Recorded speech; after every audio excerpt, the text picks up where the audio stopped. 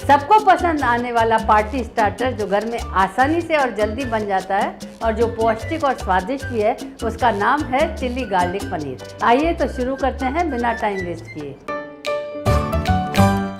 सबसे पहले mixer jar में 7 आखी कश्मीरी लाल मिर्च, 8 से 9 लहसुन की कलियां, 1 छोटा चम्मच शक्कर, 1 छोटा चम्मच विनेगर, नमक स्वाद अनुसार और थोड़ा पानी डालकर पीस लेते हैं और गार्लिक सॉस तैयार कर लेते हैं। अब एक कढ़ाई में 2 बड़े चम्मच तेल डाल दें। तेल गर्म होने पर आधा छोटा चम्मच जीरा डाल दें। जीरे को 1 से 2 मिनट तक सौते करें। अब इसमें आधा प्याज बारीक कटा हुआ डाल दें और इसे गोल्डन ब्राउन होने तक भून लें। अब इसमें तैयार की हुई गार्लिक सॉस डाल दें। अब इसको तब तक भूनना है जब तक सॉस से तेल अलग हो जाए। अब इसमें 200 ग्राम कटा हुआ पनीर डाल दें। पनीर को 2 से 3 मिनट तक सौते करना है और 1 बड़ा चम्मच हरा धनिया डाल दें। गर्मा गर्म लजीज चिली गार्लिक पनीर सर्व करने के लिए तैयार है।